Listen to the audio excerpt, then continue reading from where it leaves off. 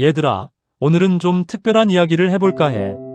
바로 오만의 야루바 왕조, 포르투갈을 꺾고 무스카트를 차지하다 라는 흥미진진한 이야기야. 17세기 중동에서 일어난 엄청난 반전 드라마라고나 할까? 혹시 오만이라는 나라 들어본 적 있어? 아라비아 반도 동남쪽에 있는 아름다운 자연과 멋진 문화유산을 가진 나라지. 사막과 바다가 어우러진 풍경은 정말 예술이고, 전통적인 건축물과 현대적인 도시가 조화롭게 공존하는 곳이기도 해. 그리고 포르투갈은 대항해 시대를 주름잡던 유럽의 강대국 말이야. 당시 포르투갈은 탐험과 정복을 통해 막대한 부를 쌓았고, 전 세계에 식민지를 건설하며 막강한 영향력을 행사했지. 이 둘이 붙었다는 것부터 뭔가 심상치 않지 않아? 때는 바야흐로 17세기, 포르투갈은 동방 무역을 장악하기 위해 호시탐탐 이 지역을 노리고 있었어. 향신료, 비단, 보석 등 동방의 값진 물건들을 독점하기 위한 야심이었지. 특히 오만의 무스카트 항구는 엄청난 전략적 요충지였어. 무역의 중심지이자 동서양을 잇는 중요한 길목이었거든. 포르투갈은 무스카트를 차지하고 이 지역을 완전히 손에 넣으려고 했어. 무스카트는 아라비아해의 관문으로 인도양 무역의 핵심 거점이었기 때문에 포르투갈에게는 놓칠 수 없는 곳이었지. 하지만 오만에도 강력한 세력이 있었으니 바로 야루바 왕조였어.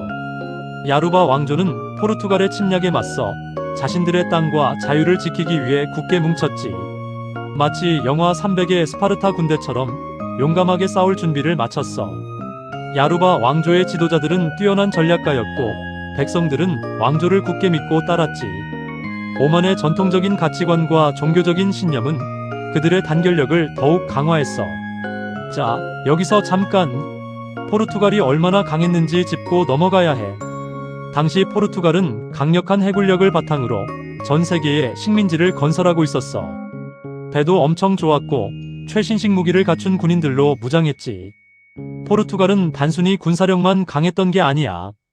뛰어난 항해, 기술과 무역 노하우를 가지고 있었고, 막대한 자금력으로 무장했지. 그런데 이런 포르투갈을 오만이 어떻게 이겼을까? 비밀은 바로 결속력과 리더십에 있었어. 야루바 왕조는 오만 민족을 하나로 묶었고, 뛰어난 전략과 전술로 포르투갈 군대를 끈질기게 괴롭혔지. 게다가 오만은 지리적 이점을 10분 활용했어. 험준한 산악 지형과 복잡한 해안선을 이용해 포르투갈 군대를 혼란에 빠뜨렸지. 마치 라이언 일병 구하기에서 독일군을 상대하는 연합군처럼 끈질기게 저항했어. 전쟁은 치열하게 전개되었어. 오만은 끊임없이 게릴라전을 펼치고 포르투갈의 보급로를 끊임없이 공격했어. 마치 스타워즈의 반란군처럼 끈질기게 저항했지. 오만의 군인들은 뛰어난 기동력과 지형지물을 이용한 전략으로 포르투갈 군을 끊임없이 괴롭혔어. 결국 포르투갈은 지쳐갔어. 오랜 전쟁으로 인해 병력과 물자는 점점 고갈되어 갔지. 게다가 오만의 강력한 반격에 점령지 유지조차 버거워졌어. 포르투갈은 무스카트 항구를 지키기 위해 막대한 자원을 쏟아부었지만 결국 한계에 다다랐지. 결국 오만의 승리로 막을 내렸어. 야루바 왕조는 무스카트를 탈환하고 포르투갈을 완전히 몰아냈지. 17세기 아라비아 반도에서 일어난 엄청난 반전 드라마였어. 약 150년 동안 이 지역을 지배했던 포르투갈은 이렇게 오만의 손에 무너졌지.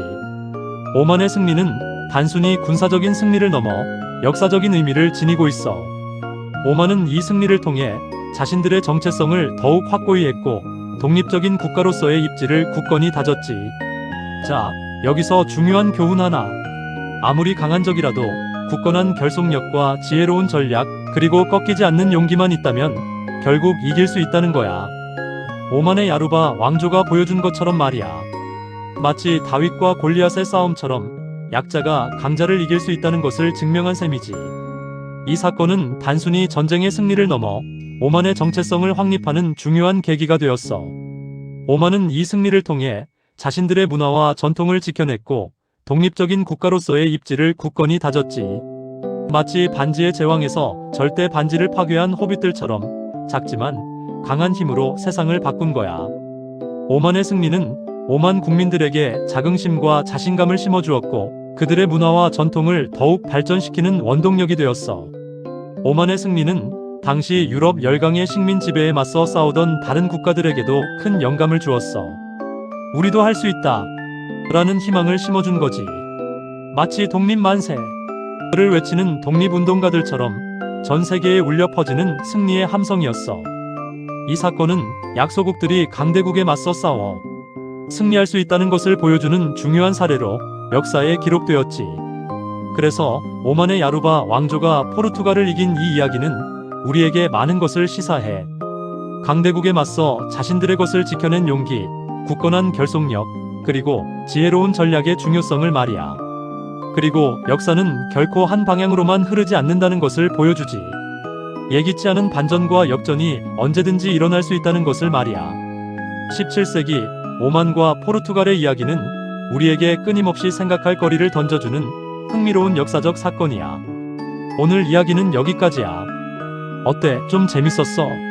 혹시 오만이나 포르투갈에 대해 더 궁금한 점이 있다면 언제든지 댓글로 질문해줘. 예를 들어 야루바 왕조의 지도자들은 어떤 사람들이었는지, 포르투갈은 왜 무스카트를 그렇게 탐냈는지, 아니면 오만의 문화와 전통에 대해 더 알고 싶다던가.